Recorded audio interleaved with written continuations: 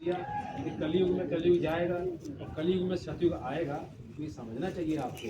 ऐसा नहीं है कि कलयुग जब खत्म हो जाएगा तब सतयुग तो आएगा ही है, लेकिन कलयुग के बीच में कलयुग जाएगा। जैसे कबीर साहब आए और जब उन्होंने इतनी बड़ी साधना की, पैदा हुए और उसके बाद जब इतना बड़ा काम कर दिया और बीच बाजार में जब उन्होंने सत्संग किया अपने गुरु को पार करने के बाद, ऐसा नहीं कि गुरु चेले को पार करेगा, यहाँ उल्टा हो रहा है कि चेला गुरु को पार कर रहा है। लेकिन ये कह दिया गया कि भाई हम आपको पार करेंगे, लेकिन आपको हमारे पे आशीर्वाद रखना पड़ेगा ताकि आगे व्यवस्था ना बिगड़े।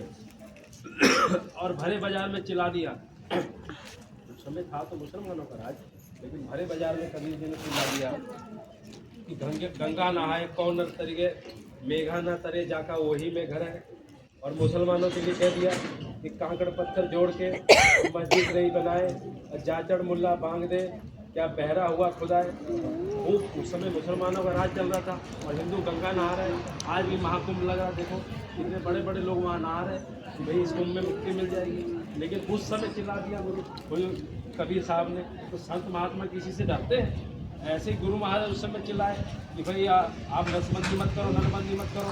70-71 के दौर में जब गुरु महाराज को जेल में डाल दिया गया और ये सोचा गया कि भाई ये तो हमारे सब, क्योंकि उस समय कांग्रेस की सरकार थी, तरह तरह की नियम लगाए जा रहे थे, मुर्गी पालन, मछली पालन, सुअर पालन उस समय तैयार किया गया और ये प्रथा हिंदुओं में चला दी गई और मुसलमानों में कि मुसलमान बूटर खाना चल रहा है, आप भी अपना चालू करो।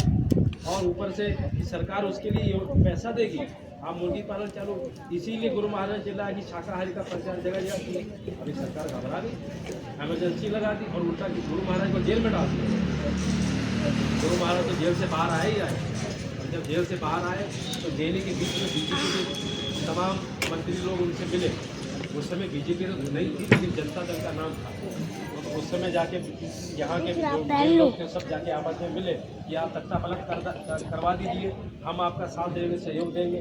तख्ता पलट तो हुआ ही, कुछ महीने सरकारी तो चली जनता दल की, लेकिन फिर इसमें हो गया कि हम बड़े रहेंगे, हम बड़े रहेंगे, सब अलग अलग गुट बंट गए। जब ऐसे गुट बटे तब उसके बाद हमारा इंदिरा गांधी रातों रात गुरु महाराज के पास माफ़ी मांगने आई। हालांकि माफ़ी मांगना तो केवल बहाना होता है।